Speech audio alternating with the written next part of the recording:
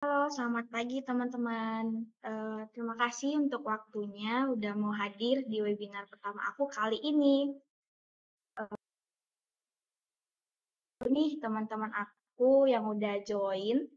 Halo Atar, salam kenal. How was Halo, your day?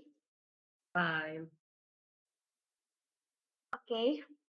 Eh, Assalamualaikum, Shalom, Om Swastiastu, Namo Buddhaya, salam kebajikan, dan salam sejahtera untuk kita semua. Sebelum kita mulai, alangkah baiknya kita berdoa terlebih dahulu ya teman-teman, agar webinar ini tuh dapat berjalan dengan baik dari awal, pertengahan, hingga akhir. Berdoa dimulai. Oke. Sebelum kita mulai, alangkah baiknya kita kenalan dulu ya. Karena pepatah mengatakan, tak kenal maka tak sayang, tapi kalau udah kenal belum tentu sayang.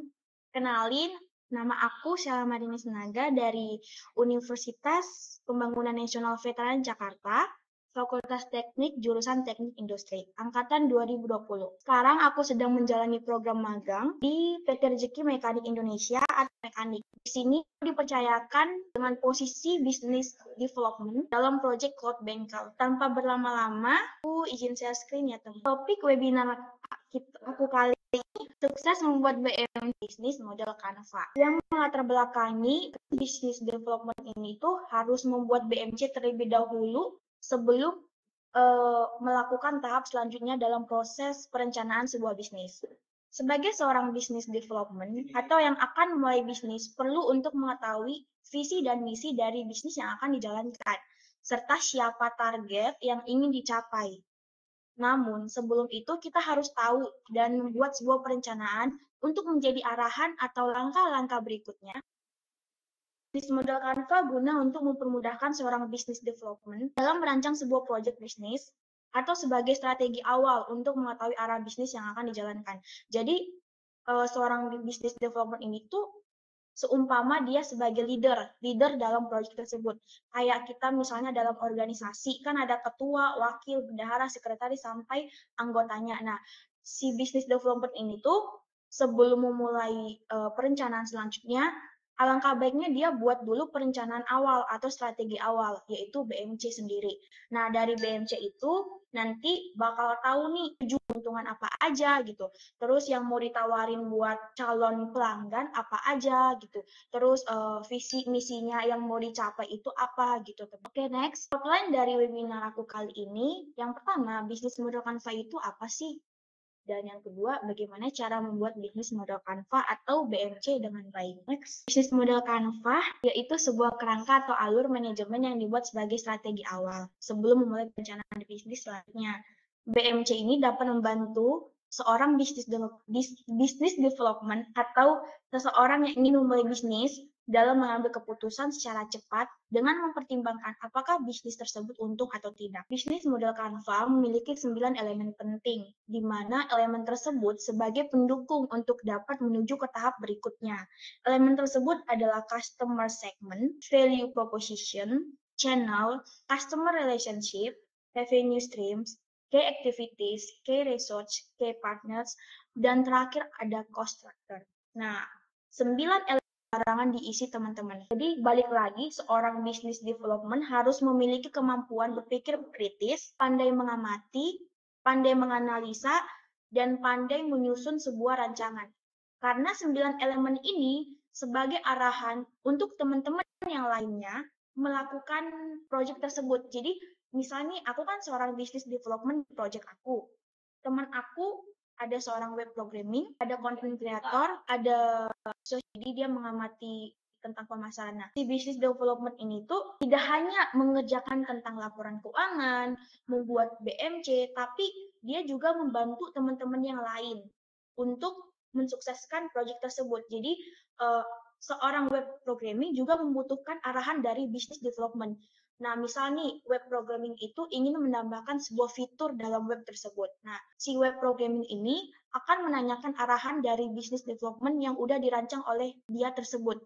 Misalnya fitur pemesanan secara cepat, yaitu pemesanan online, fitur antri pintar, fitur pembayaran yang bisa dilakukan melalui m-banking atau sejenis uang elektronik lainnya, fitur pemesanan, fitur stok barang, dan lain sebagainya.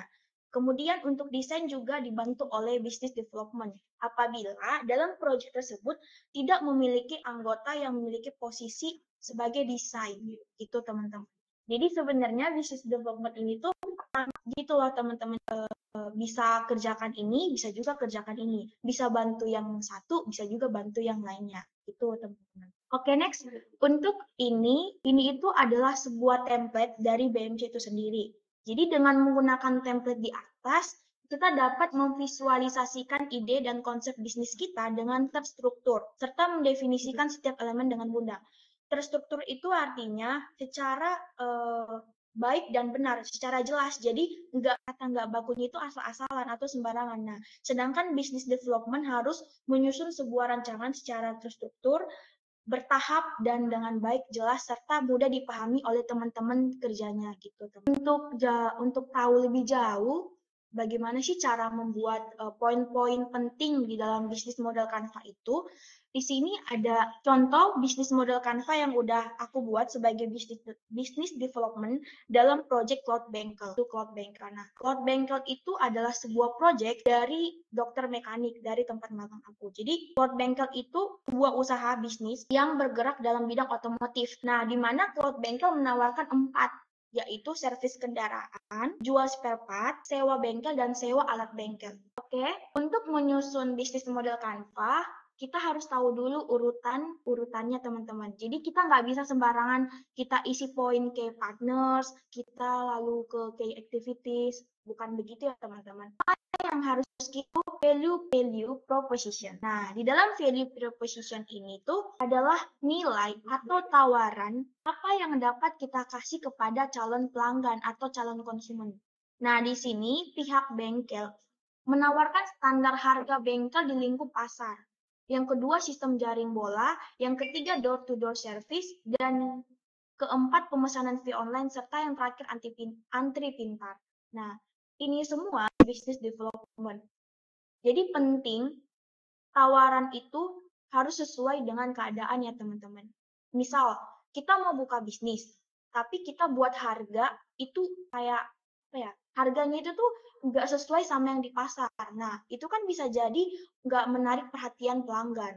Atau bisa jadi itu menanamkan pemikiran bagi mereka ini tuh nggak worth it gitu loh. Sedangkan yang di sebelah atau pesaing kita itu lebih worth it, dan alangkah baiknya kita harus menyesuaikan dengan kondisi sekitar atau pendapatan daerah gitu ya teman-teman. Yang kedua, sistem jaring bola. Di mana sistem jaring bola ini tuh ketika suatu pengendara motor atau mobil mengalami kendala, motornya atau mobilnya itu rusak, perlu diservis. Nah, mereka mereka bisa langsung kontak pihak bengkel atau memesan melalui web Cloud Bengkel. Nah, dari pihak bengkel akan mengirimkan tim mekanik atau menjemput kendaraan mereka menggunakan mobil pickup yang udah disediakan oleh pihak itu. Kita yang menuju mereka, bukan mereka menuju. Yang selanjutnya ada door-to-door service. Nah, di mana door-to-door service ini tuh mereka nggak harus ke bengkel untuk servis kendaraan, tapi dari kitanya, pihak bengkel yang akan menuju tempat yang mereka mau gitu. Misalnya nih, Bapak Budi mau servis kendaraannya, tapi di rumah. Nah, dia bisa langsung kontak person pihak bengkel atau memesan melalui web Cloud Bengkel. Nah, dari pihak bengkel ini akan mengirimkan template tersebut, gitu teman-teman. Pemesanan via online seperti yang udah kita ketahui ya, tinggal pesan, check out, dan bayar gitu. Yang kedua, kita masuk ke customer segments. Customer segments ini tuh target pasar kita, siapa yang mau kita capai. Nah, di sini pihak bengkel targetnya itu adalah pengguna motor dan pengguna mobil. Selanjutnya kita masuk ke bagian customer relationship. Di sini itu artinya langkah apa yang dilakukan pihak bengkel dalam membangun hubungan yang baik dengan pelanggan. Jadi usaha apa yang mereka harus lakukan untuk mempertahankan loyalitas pelanggan itu supaya pelanggan itu bisa stay bekerja sama dengan kita.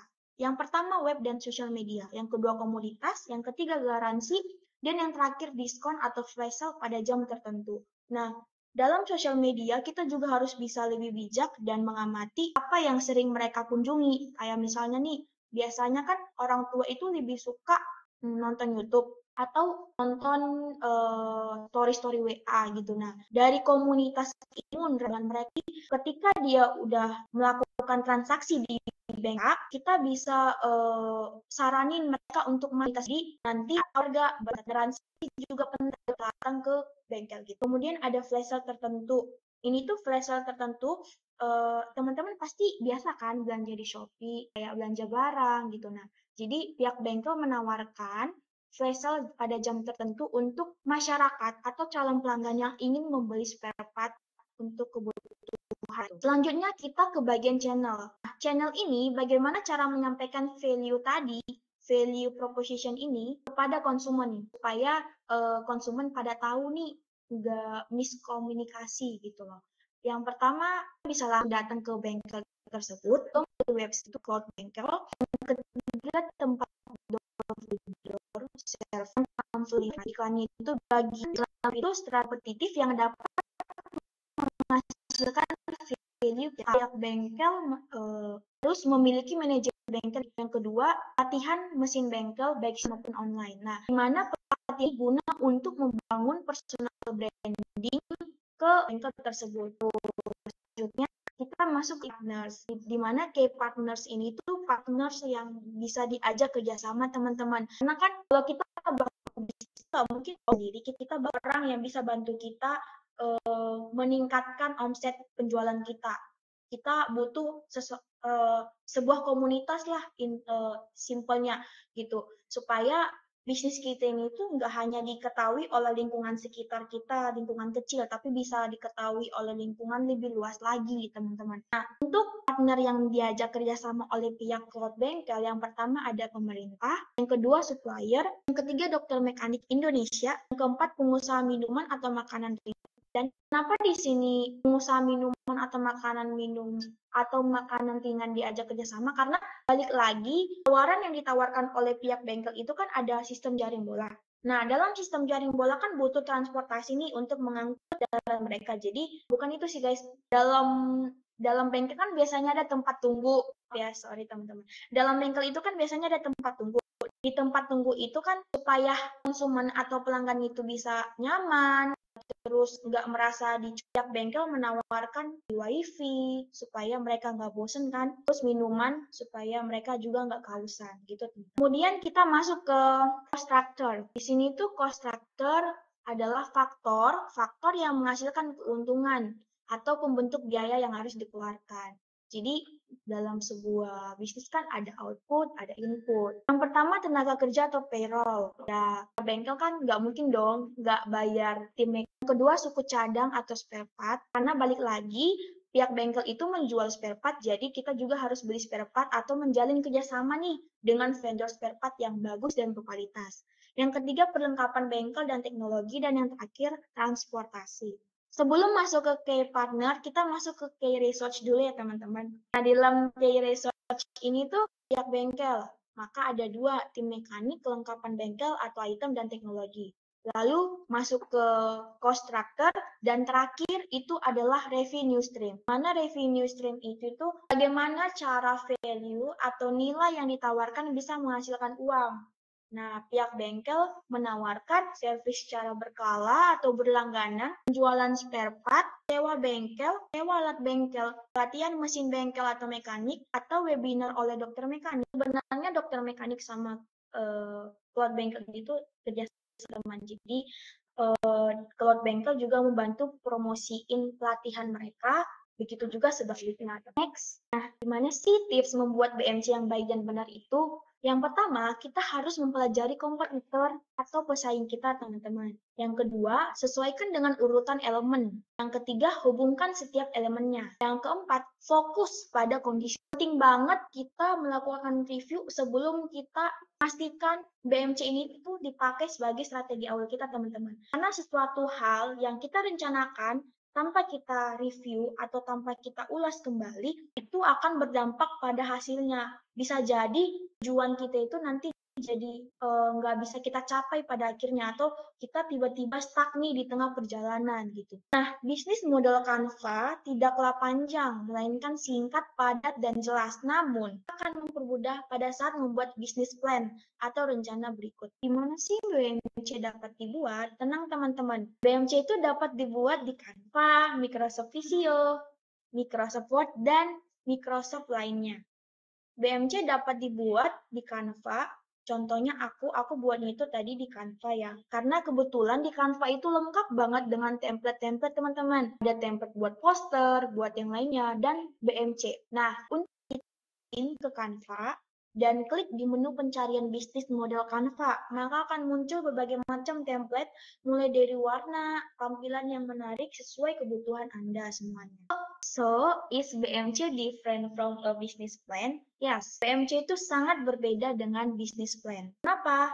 Simak teman-teman. Bisnis model Canva itu sebuah konsep yang menyederhanakan suatu konsep bisnis yang digambarkan dalam satu lembar. Jadi bisnis model Canva itu nggak perlu 2 lembar, 3 lembar, berparagraf nggak perlu. Sedangkan bisnis plan itu konsep untuk merumuskan atau mendeskripsikan urutan bisnis seperti deskripsi bisnis, jenis pelanggan, persaingan, dan fasilitas yang diperlukan untuk menjalankan suatu bisnis. Yang kedua, bisnis model Canva itu lebih mudah melakukan penyesuaian dibandingkan dengan bisnis plan. Sedangkan bisnis plan itu lebih susah melakukan penyesuaian dibandingkan dengan bisnis model. Kenapa teman-teman? Karena bisnis model Canva ini tuh kan singkat ya. Namanya juga bisnis awal sebelum kita terjun ke hal-hal selanjutnya.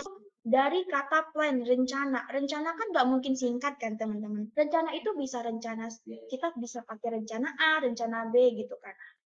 Nah, di dalam rencana itu kan kita harus susun nih latar belakang, tujuan, rumusan masalah, atau sampai kita per bab gitu teman-teman. Kalau teman-teman biasa buat proposal gitu, atau buat bisnis plan. Kenapa lebih susah melakukan penyesuaian? Karena balik lagi kita harus hati-hati dan kayak visi yang mau kita capai itu apa.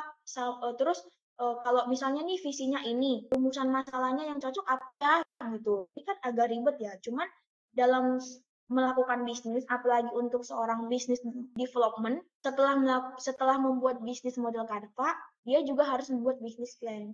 Karena bisnis plan itu tuh kan ada juga tentang laporan keuangannya teman-teman, dijabarkan di situ. Dijabarkan juga gambar-gambar dari bisnis mereka, model bisnis mereka itu, terus output yang akan dihasilkan oleh bisnis mereka itu apa gitu. Yang terakhir, bisnis model Canva juga penjelasan mengenai aspek pemasaran, keuangan, sumber daya manusia, produksi adalah tidak mendetail, sedangkan bisnis plan memfokuskan untuk menjelaskan aspek pemasaran, keuangan sumber daya manusia, produksi secara mendetail. Oke, selanjutnya di sini aku kasih tahu kepada teman-teman kalau mau buat bisnis model Canva secara manual di Microsoft Word. Kalian langsung ke bagian insert terus bagian shape kan biasanya di situ kalian kalian bentuk kayak template BMC seperti biasa, kalian tambahkan persegi panjang itu untuk judul elemennya, terus persegi panjang ke bawah itu untuk poin-poin elemennya. Terus tinggal masukin tambah teks dan jadilah seperti ini teman-teman. Ini tuh kemarin aku buat secara manual, tapi karena menurut aku ada yang lebih gampang terus template-nya juga menarik, jadi aku pakai template dari Canva. Di webinar aku kali ini, kalau ada teman-teman yang mau bertanya atau sharing-sharing dengan aku, boleh banget chat ke kontak yang tersedia teman-teman. Atau kalau mau tanya langsung, melalui kolom chat boleh, atau kalian mau unmute juga boleh. Aku tunggu teman-teman 3 menit. Apakah mereka ingin bertanya? Teman-teman yang lain kamu bertanya?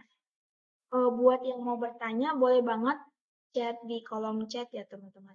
Maksud aku tuh ketik di kolom chat. Mau tanya, apa sih keuntungan kita sebagai business development, terus apa sih keuntungan kita kalau kita buat BMC gitu, apa manfaat yang bisa ditawarkan. Oh, makasih Jo. Ada nih teman kita satu yang bertanya, dia bertanya seperti ini. Gue mau nanya nih Kak, keuntungan apa saja yang bisa didapatkan kalau kita menerapkan BMC tersebut? Oke teman-teman, keuntungan apa yang pertama, kita akan bisa lebih fokus dengan tujuan bisnis kita. Pada saat tahap perencanaan bisnis, jumlah hal yang harus dipertimbangkan dan harus diperhatikan secara detail tidaklah sedikit. Disinilah di mana bisnis model Canva masuk, teman-teman. Dengan bisnis model Canva tersebut, kita bisa langsung meletakkan ide bisnis kita serta data-data yang dimiliki pada setiap elemen BMC. Tentunya hal ini akan membuat perencanaan bisnis kita lebih terfokus dan mempercepat pengerjaannya. Yang kedua, efisien dan teratur bersama teman-teman ke proyek kita ya teman-teman. Nah, yang ketiga, dapat mengetahui umpan balik dari konsumen. Menggunakan bisnis model Canva dapat membantu perusahaan mengetahui layanan yang telah didapat konsumen seperti apa. Selain itu, perusahaan juga dapat mendapatkan gambaran yang lebih jelas mengenai permasalahan konsumen dan seberapa jauh perusahaan telah sukses membantu konsumen menyelesaikan masalah tersebut. Keempat, mengurangi kemungkinan terjadinya kesalahan pada tahap eksekusi. Ini dirancang dengan baik dapat dijadikan panduan untuk perusahaan pada tahap eksekusi bisnis. Nah, hal ini karena elemen-elemen yang komprehensif dan dapat menjabarkan setiap bagian. Kenapa itulah BMC perlu dilakukan atau perlu dibuat sebelum masuk ke bisnis plan. Oke, terima kasih Jojo atas pertanyaannya. Semoga bermanfaat ya. Kemudian ada pertanyaan dari Kak Nur Aisyah nih teman-teman. Tadi kakak ada bicara berbagai hal itu ada di dalam Canva, maksudnya template. Yang bisa kan ada yang berbayar. Itu gimana caranya kita bisa mengakses full gratis?